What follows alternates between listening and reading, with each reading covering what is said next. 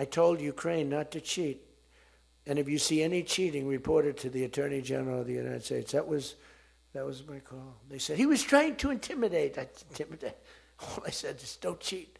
And we have a signed agreement that Ukraine can't cheat. You know that. It's the only country we have actually a signed. They violated the agreement many times, I would tell you.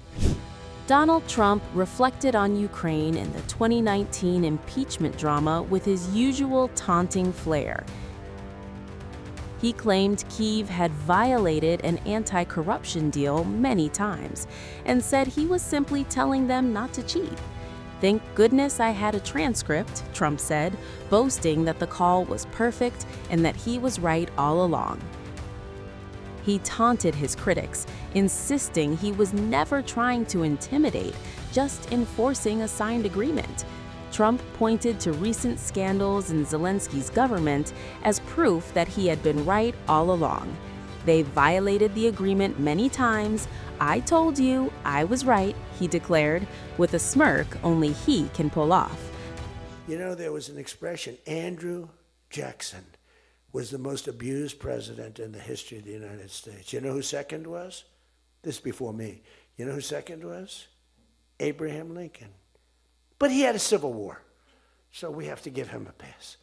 But Andrew Jackson was treated horribly. He was a great general and a good president. So bad that his wife died. I mean, his wife died. They were horrible. But I just saw a report came out the other day. I blow them away. He never got impeached twice. I got impeached twice on nothing. On a perfect phone call, remember? Perfect phone call. Tim Scott, who's a great guy, great, wonderful guy, South Carolina, straight guy, right? He is a good guy, good person. He's an honest person. He read a transcript. Thank goodness I had a transcript. Essentially, the call was taped because they tape calls. I didn't even know. So was that call taped? Yes, sir. I said, oh, well, bring it down. I don't even know. And we read the transcript. It was perfect. It was so good. I told Ukraine not to cheat. And if you see any cheating, report it to the Attorney General of the United States. That was my call. They said, he was trying to intimidate.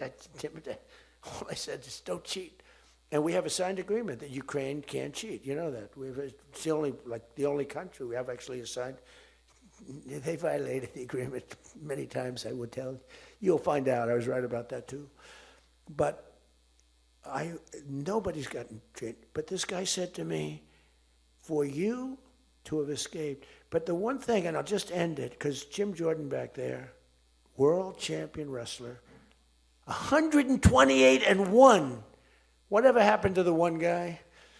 The Russian. He lost to, how dare you lose to a Russian? Let's unpack the high-stakes Ukraine corruption controversy. The war must not become a source of profit so that others will not want to repeat these steps. So we have a main point regarding sanctions, regarding accountability for the criminal war, regarding the legal status of our territories that are now occupied by Russian occupying forces, regarding Russian activities and regarding responsibility for reconstruction. The aggressor must pay for the aggression. When Russia invaded Ukraine, the West opened its wallet, billions in aid, weapons, and energy support, with one condition: strict oversight to stop corruption.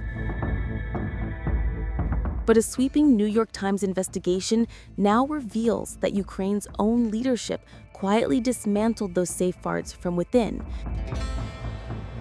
Supervisory boards designed to monitor spending at key state companies like nuclear power giants Energoatom, electricity operator Ukrenergo, and the Defense Procurement Agency were stacked with loyalists, stalled or left intentionally powerless. Investigators say as much as $100 million was siphoned from Energoatom alone, money meant to keep Ukraine's nuclear sector running during war. At Ukrenergo, political pressure escalated behind closed doors.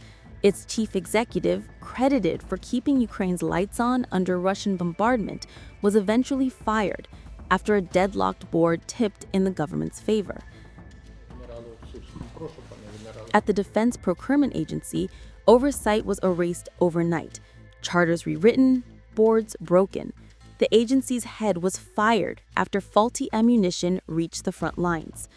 All of it unfolding as Western donors kept funding, reluctant to cut support while Ukraine fought for survival. I don't think he should be here at all. In fact, I think the man should be in prison for what he's done to his country. He's destroyed his country. He sent up to 1.5 million young men to their deaths for him, for corruption. He's rotten to the core. His government is rotten to the core. President Volodymyr Zelensky was elected on a promise to crush corruption, but investigators now say wartime loosened the rules and reopened old doors. The fallout is mounting. Ukraine's EU and NATO ambitions hang in the balance.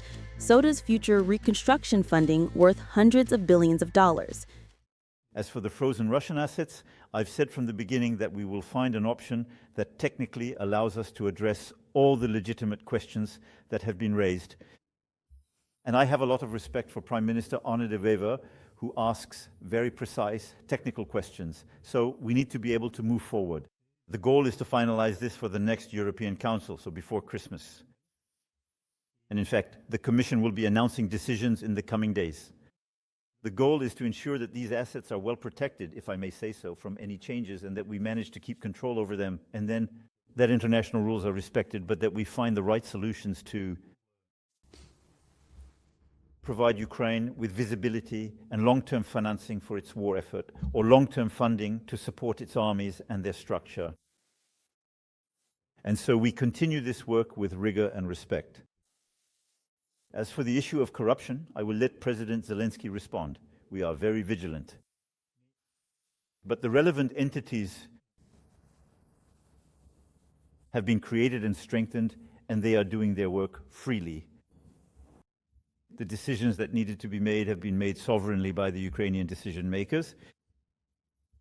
Is it really our role to lecture Ukraine? Not really. We ourselves have sometimes had scandals of this kind. A democracy should take pride in being able to resolve them with an independent judiciary and by ensuring that all decision makers, whoever they may be, are held accountable. I would point out that you will never hear of a corruption problem in Russia, and that is what should be concerning. And as Washington steps back and Europe hesitates, one question now looms over Kyiv. Was the war used as cover while corruption quietly returned to power? Yeah, so I just want to say one thing on that.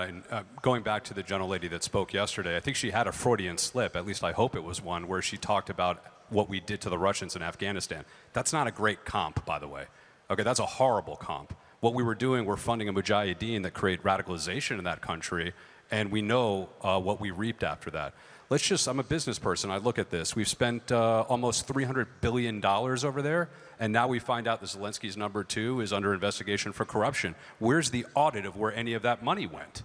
We should be asking those questions. We have over 300,000 people dead. It doesn't make sense as the United States to have enemies in both Russia, China, and then also add Iran in there. So from a strategic standpoint, again, speaking as a private citizen, my sense is you should act as a reverse Kissinger, neutralize the Russians, and then focus on the real threat that nobody seems to want to talk about except his dad, who started the conversation, that China is the one that you need to focus on. I mean, obviously, Ukraine has a massive corruption issue, and as you say, it was a far more corrupt country than Russia, as delegated by the United States government prior to this war. But then, because of the war, and because he's one of the great marketers of all time, Zelensky became a borderline deity, especially to the left, where he could do no wrong. He was beyond reproach.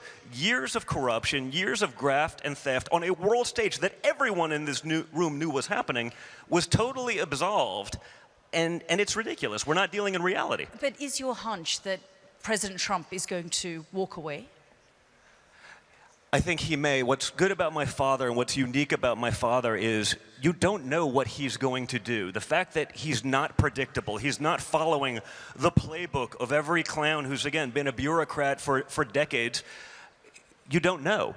And so that forces everyone to actually deal in an intellectually honest capacity, which has not happened in far too long.